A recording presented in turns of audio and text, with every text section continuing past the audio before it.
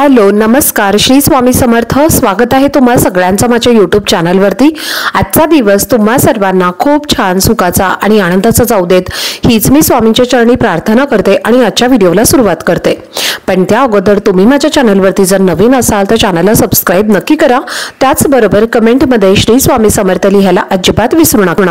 संपत्ती संतती आणि सुख मिळावं यासाठी महिला मार्गशीर्ष गुरुवारी महालक्ष्मीचं व्रत करत असतात।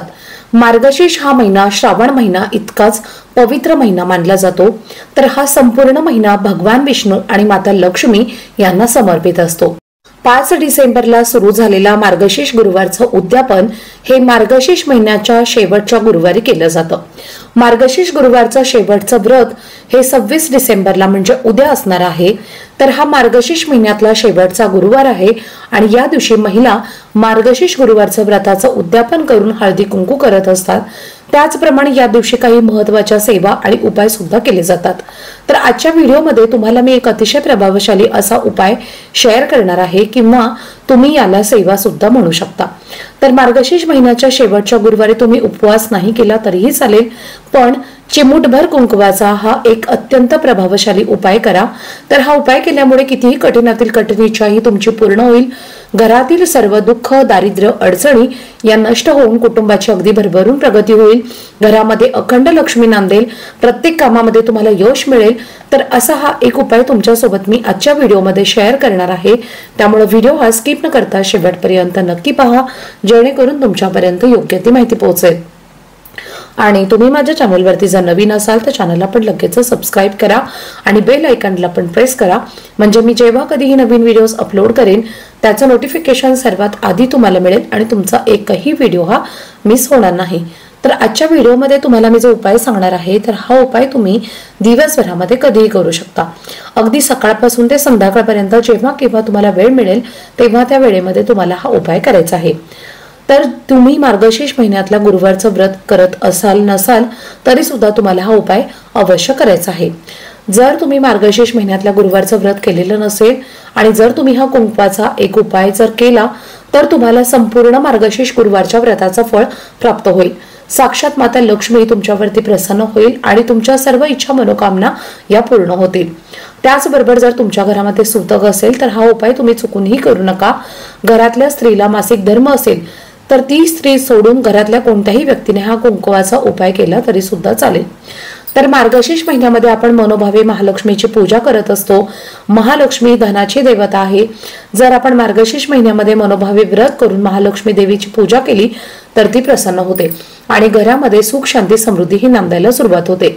त्याचप्रमाणे घरामध्ये काही अडचणी असतील तर त्या सुद्धा दूर होतात असं म्हटलं जातं।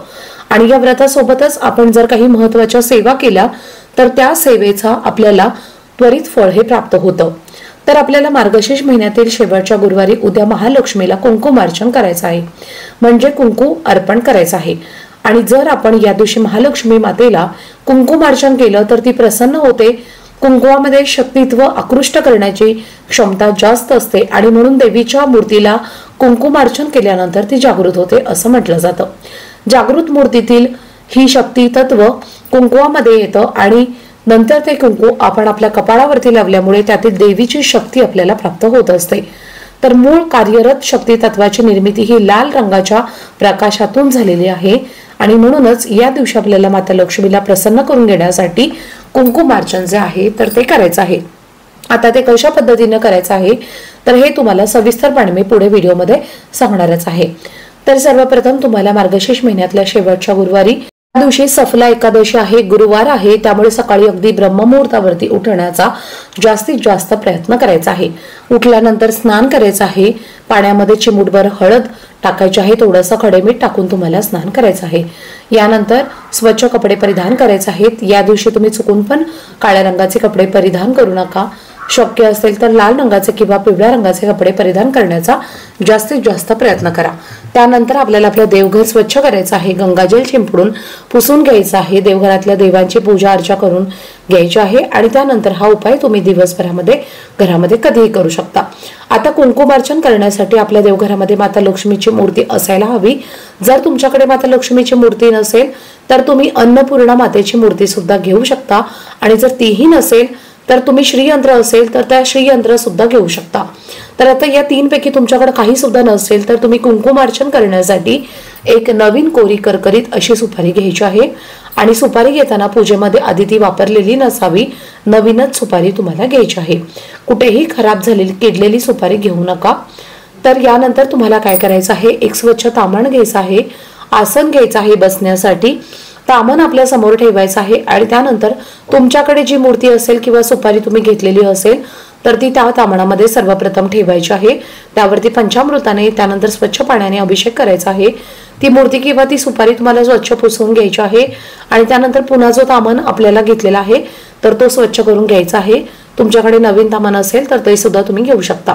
सर्वप्रथम त्या ताम्हणामध्ये तुम्हाला मधोमध थोडासा हळदी कुंकू अक्षदा अर्पण करायचं आहे। त्यावरती आपल्याला जे तुमच्याकडे सांगितल्याप्रमाणे मूर्ती श्रीयंत्र किंवा सुपारी घेतलेलं असेल तर ते तुम्हाला त्यामध्ये ठेवायचं आहे। त्यानंतर देवीला हळद कुंकू अक्षदा आपल्याला अर्पण करायचं आहे।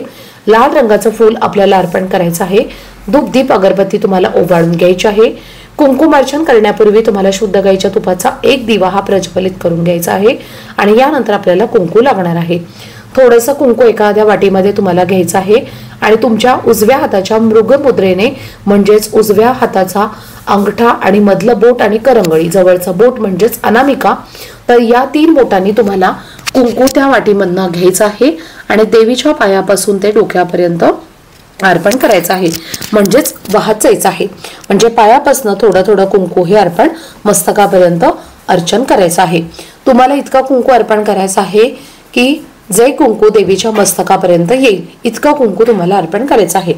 जेव्हा तुम्ही हे कुंकुमार्चन करणार आहात तर तेव्हा तुम्हाला एका प्रभावी मंत्राचा जप करत हे कुंकुमार्चन करायचं आहे। तर तो मंत्र असा आहे, या देवी सर्वभूषेतु शक्ती रूपेण संस्थिता नमस्तस्यै नमस्तस्यै नमस्तस्यै नमो नमः असं म्हणत तुम्हाला कुंकुमार्चन हे करायचं आहे। कुंकू अर्चन करून झाल्यानंतर तुम्हाला देवीला मनोभावे प्रार्थना करायची आहे। तुमच्या मनातील जी काही इच्छा असेल तर ती पूर्ण होण्यासाठी तुम्हाला अगदी मनोभावे प्रार्थना करायची आहे। घरामध्ये सुख शांती समृद्धी ऐश्वर्य हे कायम टिकून राहावं, त्याचप्रमाणे घरातलं सर्व दुःख दारिद्र्य अडचणी नष्ट व्हावी यासाठी तुम्हाला प्रार्थना करायची आहे। आता हे कुंकुमार्चन केल्यानंतर संपूर्ण दिवसभर तुम्हाला ती मूर्ती किंवा सुपारी त्या कुंकुमामध्येच आपल्या देवघरासमोर ठेवून द्यायची आहे। दुसऱ्या दिवशी तुम्हाला देवपूजा करताना हे जे कुंकू आहे तर ते तुम्हाला काढून घ्यायचं आहे। एका डबीमध्ये तुम्हाला ते भरून ठेवायचं आहे आणि मूर्ती तुम्ही स्वच्छ करून पुन्हा देवघरामध्ये त्या जागेवरती तुम्हाला परत ठेवून द्यायची आहे।